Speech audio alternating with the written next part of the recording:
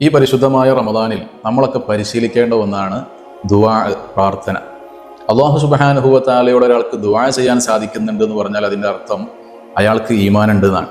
കാരണം അള്ളാഹുവിൻ്റെ അടിമയാണ് എന്ന ഒരു ഉറച്ച ബോധം ഉണ്ടാകുമ്പോഴേ അയാൾക്ക് ദുആ വരും. ഉമർ ഇബ്നുൽ ഖത്താബ് റളിയല്ലാഹു അൻഹു പറയുന്നുണ്ട്, എനിക്കെൻ്റെ ദുആന് ഉത്തരം കിട്ടുമോ ഇല്ലേ എന്നല്ല എൻ്റെ ടെൻഷൻ, മറിച്ച് എനിക്ക് ദുആ ചെയ്യാൻ തോന്നുന്നുണ്ടോ ഇല്ലേ എന്നുള്ളതാണ്. കാരണം ദുആ ചെയ്യാൻ തോന്നി ഞാൻ ദുആ ചെയ്യുകയാണെങ്കിൽ ഉത്തരം അതിൻ്റെ പിന്നോടിയായിട്ട് വരും. അപ്പോൾ എന്നതുപോലെ നമുക്കൊക്കെ ദുആ ചെയ്യാനുള്ള മനസ്സുണ്ടോ ഇല്ലേ എന്ന് നമ്മൾ തന്നെ പരിശോധിക്കണം. മുത്തുനബി സ്വല്ലല്ലാഹു അലൈഹി വസല്ലമ തങ്ങൾ നോമ്പെടുക്കുന്നതിനെ പറ്റിയും തറാവീഹ് നിസ്കരിക്കുന്നതിനെ പറ്റിയൊക്കെ പറഞ്ഞത് ഈമാനൻ വഹ്തിസാബൻ എന്നാണ്. അങ്ങേയറ്റം വിശ്വാസത്തോടെയും പ്രതിഫലം ആഗ്രഹിച്ചുകൊണ്ടും ആരെങ്കിലും നോമ്പെടുത്താൽ അല്ലെങ്കിൽ തറാവീഹ് നിസ്കരിച്ചാൽ ഊഫിറ ലഹു മാ തഖദ്ദമ മിൻ ദംബിഹി, അയാളുടെ കഴിഞ്ഞുപോയ പാപങ്ങൾ പൊറുപ്പിക്കപ്പെടും. എന്നാൽ ദുആഇനെ സംബന്ധിച്ച് പഠിപ്പിച്ചിടത്ത് ഖുർആനിൻ്റെ ആയത്ത് കാണാം, ഉദ്ഉലി അസ്തജിബു ലക്കും, നിങ്ങൾ എന്നോട് ദുആ ചെയ്യൂ, ഞാൻ ഉത്തരം തരും. അവിടെ ഈ പറയുന്ന ഈമാനോടുകൂടെ എന്നൊന്നും പറഞ്ഞിട്ടില്ല, ഒരു കണ്ടീഷനുമില്ല, എന്നോട് ദുആ ചെയ്താൽ മതി. അപ്പോൾ ഈ ദുആഇൻ്റെ അവിടെ ഈമാനോടുകൂടെ എന്ന് പ്രത്യേകം പറയാത്തതിൻ്റെ കാരണം ഈമാനുള്ള ആൾക്കേ ദുആ ചെയ്യാൻ കഴിയൂ, അത് പിന്നെ പ്രത്യേകം പറയേണ്ടതില്ല. അപ്പോൾ പിന്നെ നമ്മൾ ദ്വാരന്നിട്ടും എന്താ ഉത്തരം കിട്ടാത്തത്? പലപ്പോഴും നമ്മൾ ദുആ ചെയ്തിട്ട് ഉത്തരം കിട്ടാറില്ലല്ലോ. അത് ഹസനുൽ ബസരി റളിയല്ലാഹു അൻഹു പഠിപ്പിക്കുന്ന ഒരു കാര്യമുണ്ട്. നിങ്ങൾ ദുആഇന് ഉത്തരം കിട്ടുന്ന വാതിലുകളൊക്കെ അടച്ചു വെച്ചിരിക്കുകയാണ്, എന്നിട്ട് ദുആ ചെയ്തിട്ട് ഉത്തരം കിട്ടുന്നില്ലല്ലോ എന്ന് പരാതി പറയരുത്. ഏതാണ് ഈ ദുആഇൻ്റെ കവാടങ്ങൾ? ദുആഇൻ്റെ ഉത്തരം കിട്ടുന്നതിൻ്റെ കവാടങ്ങൾ അടക്കുക എന്ന് പറഞ്ഞാൽ അതെന്താണ്? അത് നമ്മൾ ജീവിതത്തിൽ ചെയ്യുന്ന തെറ്റുകളാണ്. ആ തെറ്റുകൾ ചെയ്യുന്നതോടൊപ്പം ദുആ ചെയ്താൽ നിങ്ങൾക്ക് ഉത്തരം കിട്ടൂല. നിങ്ങൾ ആ വാതിലുകൾ അടച്ചു വെച്ചിരിക്കുകയാണ്. അത് ഏതുപോലെ എന്ന് വെച്ചാൽ, ഞാനൊരു റൂമിൻ്റെ ഉള്ളിൽ കയറി ഇരുന്നിട്ട് ഞാൻ തന്നെ ഉള്ളിൽ നിന്ന് ലോക്ക് ചെയ്യാം, എന്നിട്ട് ഞാൻ വാതിൽ കൊട്ടിയിട്ട് പുറത്തുള്ള ആളെ വിളിച്ചിട്ട് ഈ വാതിലൊന്ന് തുറക്കൂ, എന്നെ സഹായിക്കൂ എന്ന് പറഞ്ഞാൽ അയാൾക്ക് എങ്ങനെ സഹായിക്കാൻ കഴിയാനാണ്?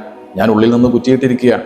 അത് ഞാൻ തന്നെ തുറന്നാൽ അത് സുഖമായിട്ട് തുറന്ന് എനിക്ക് പുറത്ത് കിടക്കാൻ കഴിയും. എന്നതുപോലെ നമ്മൾ ദോഷം ചെയ്ത് കവാടങ്ങൾ അടച്ചു വെച്ച് ദുആ ചെയ്താൽ അതിനുത്തരമുണ്ടാവില്ല.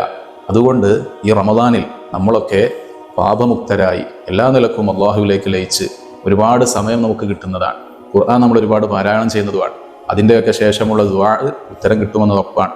അതുപോലെ തന്നെ നമ്മുടെ അത്താഴ സമയം, അതുപോലെ ബാങ്കിൻ്റെയും ഇഖാമത്തിൻ്റെയും ഇടയിലുള്ള സമയം, മഴ വർഷിക്കുന്ന സമയം, ഇങ്ങനെ തുടങ്ങി ഒരുപാട് ദുആക്ക് ഉത്തരം കിട്ടുന്ന സമയങ്ങളുണ്ട്. നോമ്പ് തുറക്കുന്ന സമയം, ആ സമയത്തൊക്കെ നമുക്ക് ദുആ ചെയ്യാൻ സാധിക്കുന്നുണ്ടെങ്കിൽ അത് നമ്മുടെ ജീവിതത്തിൽ വലിയൊരു നേട്ടമായിരിക്കും.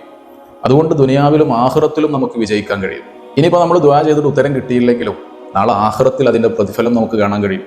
ഒരു മനുഷ്യൻ ദുആ ചെയ്താൽ 3 നിലക്കാണ് അതിൻ്റെ റിസൾട്ട് ഉണ്ടാവുക. ഒന്ന്, അതിന് ഉടനെ ഉത്തരം കിട്ടും. അതല്ലെങ്കിൽ അതിൻ്റെ പ്രതിഫലം നാളെ ആഖിറത്തിലേക്ക് അല്ലാഹു മാറ്റിവെക്കും. അതല്ലെങ്കിൽ അവൻ എന്തെങ്കിലും ഒരു പ്രയാസം വരാനുള്ളത് ഈ ദുആഇൻ്റെ കാരണം കൊണ്ട് അല്ലാഹു സുബ്ഹാനഹു വ തആല നീക്കിക്കൊടുക്കും. അപ്പോൾ ഇവിടെ നിന്ന് ഉത്തരം കിട്ടാത്ത ദുആകൾ അതിൻ്റെ പ്രതിഫലം നാളെ ആഖിറത്തിൽ കാണുമ്പോൾ ഒരു മനുഷ്യൻ പറയും, അത്രേ, എൻ്റെ ദുനിയാവിലുള്ള ഒരു ദുആവും സ്വീകരിച്ചില്ലെങ്കിൽ എത്ര നന്നായിരുന്നേനെ, അത്രമേൽ വലിയ പ്രതിഫലമാണ് ആ പ്രയാസഘട്ടത്തിൽ നാളെ ആഖിറത്തിൽ ഇവിടെ ഉത്തരം കിട്ടാതെ പോയ ദുആഇൻ്റെ പ്രതിഫലമായി അല്ലാഹു സുബ്ഹാനഹു വ തആല അയാൾക്ക് നൽകുന്നത്.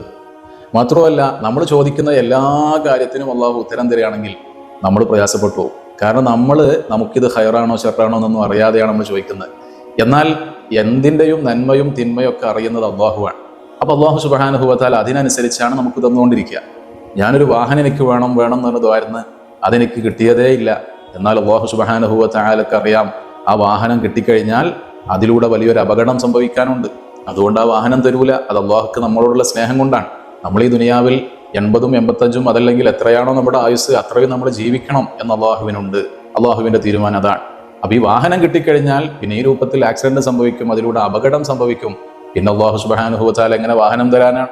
അതേതുപോലെ എന്ന് വെച്ചാൽ, ഒരു ഉമ്മ അടുപ്പ് കത്തിക്കുന്ന സമയത്ത് 5 or 6 മാസം മാത്രം പ്രായമുള്ള കുട്ടി അതിൽ നിന്ന് ആ തീ പിടിക്കാനും അതിൽ നിന്ന് ഈ കനൽ വാരാനും വേണ്ടി ശ്രമിക്കും. ആ സമയത്ത് ഉമ്മ ചെയ്യുന്നത് പിടിച്ചു മാറ്റുകയാണ്. കുട്ടിയെ സംബന്ധിച്ചിടത്തോളം അത് കിട്ടുക, അത് എടുക്കുക എന്ന് പറഞ്ഞാൽ വലിയ സന്തോഷമുള്ള കാര്യമാണ്. പക്ഷെ അതിലൂടെ കുട്ടിക്ക് പൊള്ളലേൽക്കുമെന്നതുകൊണ്ട് ഉമ്മ പിടിച്ചു മാറ്റുമ്പോൾ കുട്ടി കരയും. കുട്ടിയുടെ മനസ്സിലുള്ളത് എന്താണ്? ഉമ്മയ്ക്ക് എന്നോട് സ്നേഹമില്ല, അതല്ലെങ്കിൽ ഉമ്മ എന്താണ് ഇങ്ങനെ ക്രൂരമായി പെരുമാറുന്നത് എന്നൊക്കെ ആ കുട്ടിയുടെ മനസ്സിൽ കുട്ടിയുടേതായ ചിന്ത രൂപപ്പെടുമെങ്കിൽ ഇതുപോലെ തന്നെയാണ് അല്ലാഹു സുബ്ഹാനഹു വ തആല. നമുക്ക് നന്മ മാത്രമേ അവൻ തരൂ. ഒരുപക്ഷെ ബോധമില്ലാതെ നമ്മൾ ചിലപ്പോൾ ചോദിക്കുന്നത് നല്ല തന്നെ ആയിരിക്കും, പക്ഷേ അതിൻ്റെ ഉള്ളിൽ മറഞ്ഞു കിടക്കുന്ന നന്മയും തിന്മയും അഥവാ ഖൈറും ഷർറും ഒക്കെ അറിയുന്നവൻ അല്ലാഹു സുബ്ഹാനഹു വ തആല മാത്രമാണ്. അതുകൊണ്ട് ദുആക്ക് ഉത്തരം കിട്ടോ ഇല്ല എന്നതല്ല, ഉമർ ഇബ്നുൽ ഖത്താബ് തങ്ങൾ പറഞ്ഞതുപോലെ ദുആ ചെയ്യാൻ നമ്മൾ മനസ്സ് കാണിക്കുക എന്നുള്ളതാണ്. അത് തന്നെ ഏറ്റവും വലിയ വിജയത്തിൻ്റെ അടയാളമാണ്.